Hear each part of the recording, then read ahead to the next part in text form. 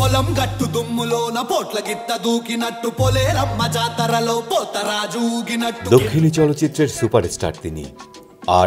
আর ছবির কল্যাণে পরিচিতি পেয়েছেন বিশ্বব্যাপী। ৯৫তম অস্কার মঞ্চে নাটু নাটু পারফর্ম করেও তাক লাগিয়ে দিয়েছিলেন। বলছি অভিনেতা রামচরণের কথা। তেলুগু সিনেমার কিংবদন্তি চিরঞ্জীবীর ছেলে হলেও নিজের প্রতিভার জোরেই খ্যাতি পেয়েছেন রামচরণ। ২০০৭ সালে চিরুথা দিয়েই অভিষেক তার। প্রথম ছবি সুপারহিট। এরপর ২০০৯ সালে তার মাগাধীরা ছিল দক্ষিণী ইন্ডাস্ট্রিতে সে বছরের সর্বোচ্চ আয় করা সিনেমা। আর পেছন ফিরে তাকাতে হয়নি।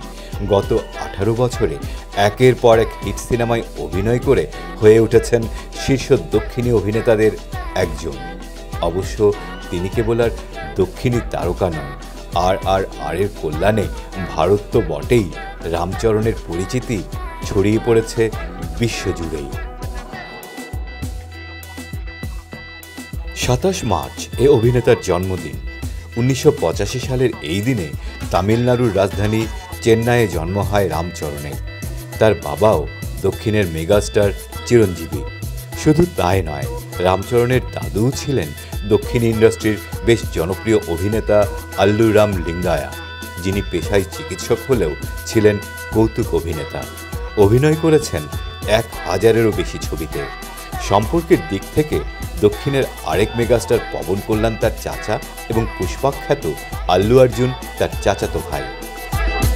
দীর্ঘ কেরিয়ারে রামচরণ নিজের চাচ্চি নিয়েছেন আর সিনেমার মাধ্যমে, যে সিনেমার নাটু নাটু গানটি ছিনিয়ে এনেছে অস্কারের সম্মাননা। এরপর থেকে দাবানলের মতো ছড়িয়ে পড়েছে রামচরণের তারকা খ্যাতি। বিপুল সম্পদের মালিক এই অভিনেতা। কনিডেলা প্রোডাকশনস নামে নিজের চলচ্চিত্র প্রযোজনা সংস্থা ছাড়াও একটি বেসরকারি হাসপাতালের মালিক তিনি। এছাড়াও হায়দ্রাবাদ পোলো ক্লাবের মালিকানা আছে তার। সম্প্রতি একটি বেসরকারি উড়োজাহাজ সংস্থার ৭৯% শেয়ার কিনে নিয়েছেন রামচরণ। ২০১২ সালে ছোটবেলার বন্ধু উপাসনাকে বিয়ে করেন রামচরণ, কিন্তু এক দশক ধরেই সন্তান ধারণে আগ্রহী ছিলেন না এই দম্পতি। যুক্তি ছিল সন্তান নিতে চাইছেন না কারণ পৃথিবীর জনসংখ্যা কমিয়ে ফেলতে চান। যদিও এক দশক পর হঠাৎ নিজেদের যুক্তি থেকে সরে গিয়ে ঘরে নতুন অতিথি আগমনের সুখবর দিয়েছিলেন রামচরণ উপাসনা দম্পতি। বর্তমানে তাদের রয়েছে ফুটফুটে একটি কন্যা সন্তান। समझ गया तो लिख के दे रहे इज्जत दोगे तो इज्जत मिलेगी।